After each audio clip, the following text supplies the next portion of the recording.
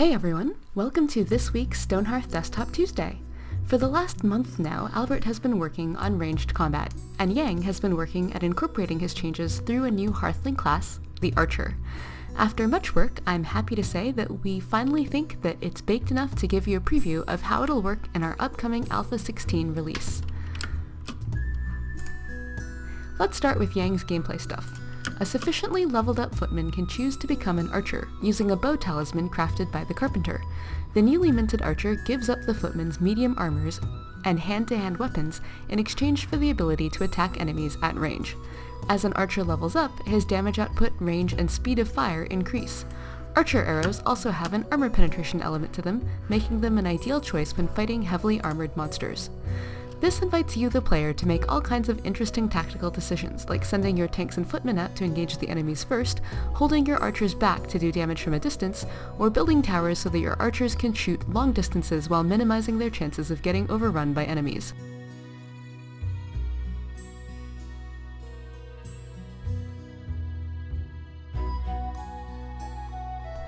Archers can shoot in close quarters, but since armor gets in the way of drawing a bow, they won't last nearly as long as a footman or a knight in close quarters combat.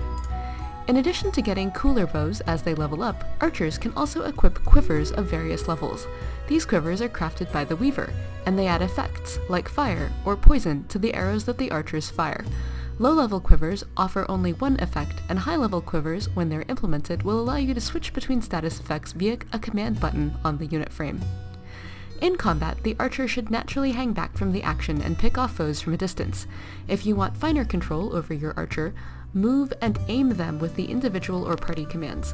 If your archer is being chewed on by wolves, run them by the tank so that the tank can draw the offending critter's aggro, leaving the archer free to shoot again from a distance. Personally, we think there's something pretty cool about watching a knight, footman, cleric, and archer party in action. Each AI is doing its part to support everyone else and defeat the enemies. This is how we initially envisioned Stonehearth's combat, and it's very gratifying years later to see it come to fruition in this release. So gameplay aside, what makes the archer so complex? Well, in first-person games, or games where you control the protagonist, archery is fairly straightforward. Anytime, you can choose to shoot your bow at a trajectory of your choice. If your arrow, influenced by whatever physics system is in place, hits the target, you succeed. If not, then you fail. Working out archery for Stonehearth, on the other hand, is a bit more complex. Hearthlings are supposed to be smart. They need an AI that will help them decide when to shoot, and where, and how. After some trial and error, Albert decided that line of sight, as opposed to some other mechanism like player-designated zones, would be Stonehearth's mechanism for determining whether a Hearthling should shoot. This means that an archer can patrol like a footman and attack and defend himself entirely without player input. This does, however, mean that archers cannot shoot up into the air and over a wall in hopes of hitting an enemy.